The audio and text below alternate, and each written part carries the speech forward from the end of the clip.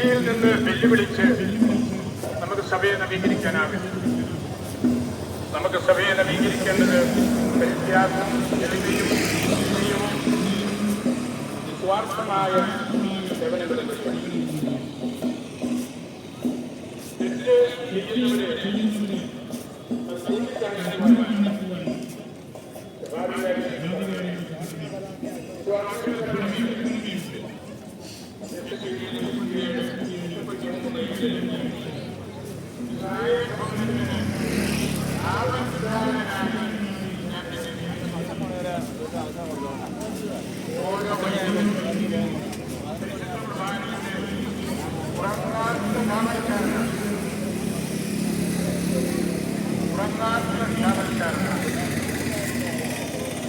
സഭ വളരെയേറെ ലത്തീനിലൊരു ചൊല്ലുണ്ട്, എക്ലേസിയ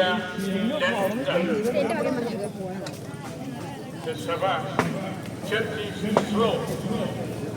സഭ സാവകാശമാണ് മുമ്പോട്ട് പോകുന്നത്. അങ്ങനെ പോകുന്നത് കാരണം സഭയുടെ ശാലീനതയും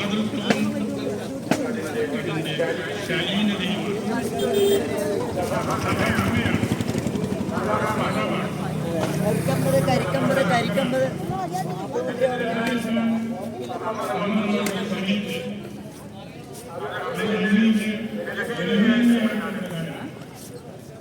അമ്മയുടെ കുലീനതയാണ് അവിടെ നമ്മൾ കാണേണ്ടത്. അമ്മയെ പോലെ നമ്മൾ അനുദമിച്ച് അപ്പനിലേക്ക് അമ്മയിലേക്ക് മടങ്ങി ആ ഒറ്റ പ്രതീക്ഷയാണ് സഭവേദനയോടുകൂടി ഇത്തരം കാര്യങ്ങളിൽ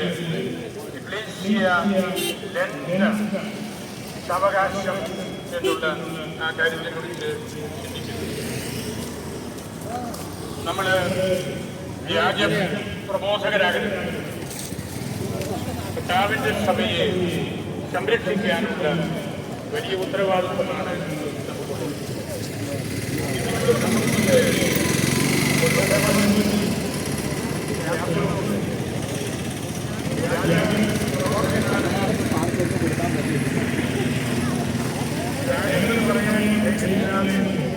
ഒളിച്ചോടുന്നവരും രഹസ്യത്തിൽ കുറ്റം പറയുന്നവരും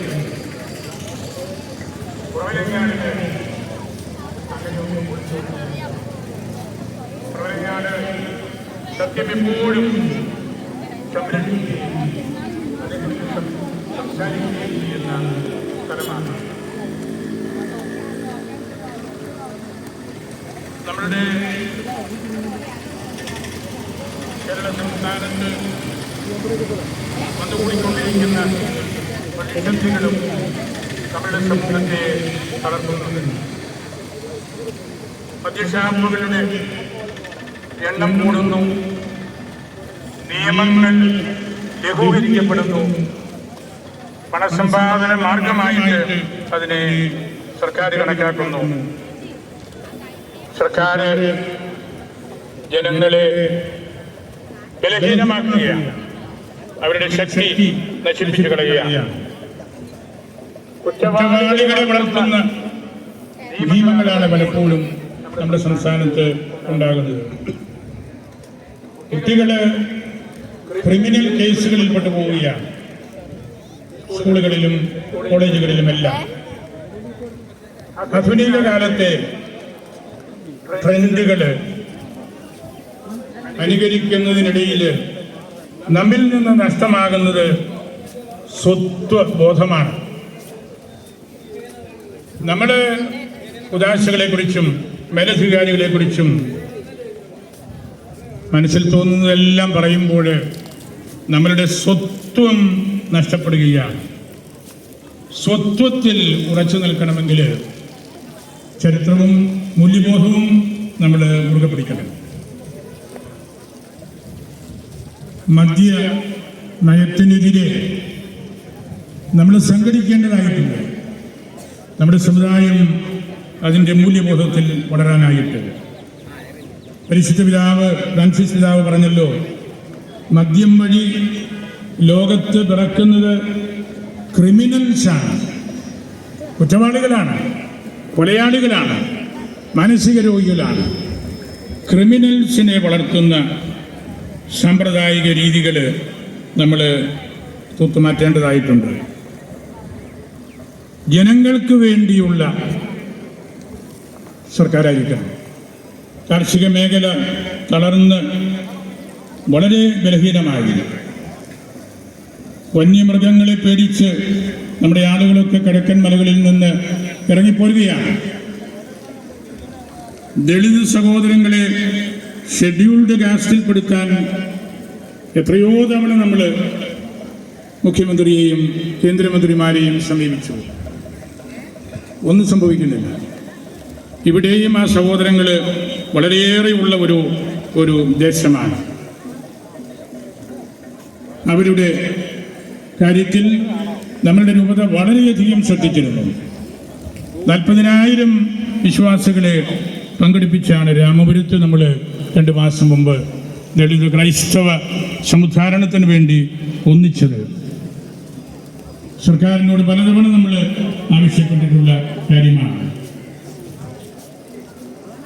EWS പറഞ്ഞപ്പോൾ എക്കണോമിക്കലി വീക്കർ സെക്ഷൻ ഏറ്റവും ശാസ്ത്രീയമായിട്ട് പഠിച്ചതും റിപ്പോർട്ട് കൊടുത്തതും നമ്മുടെ രൂപതയാണ്.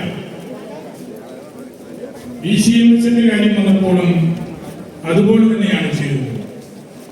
ഇതുവരെയും നമുക്ക് എബി കോശി കമ്മീഷൻ റിപ്പോർട്ട് എന്താണെന്നും അതിൻ്റെ പരിണിത ഫലം എന്താണെന്നും മനസ്സിലാക്കാൻ അവസരം കിട്ടിയിട്ടില്ല. അതെല്ലാം തീവ്രമായ വേദനകൾ, അതിനുവേണ്ടി അധ്വാനിച്ചപ്പെട്ട മനസ്സിലുണ്ട്. അതിന്റെ പ്രയോജനം നോക്കി നമ്മുടെ അതിനെല്ലാം നല്ല ചരിത്രം ആയിരിക്കാൻ ഈ 3 നമ്മളുടെ അന്തരമായ ആത്മീയ ബലം. അതുകൊണ്ട് മാത്രമേ നമുക്ക് സമൂഹത്തിലും സമുദായത്തിലും സഭയിലുമൊക്കെ നിവർന്നു നിൽക്കാനായിട്ട് സാധിക്കുകയുള്ളൂ. തിന്മകളെ പ്രതിരോധിക്കുവാനുള്ള ശക്തി ആത്മീയമാണ്, പ്രാർത്ഥനയാണ്, ഉപവാസമാണ്.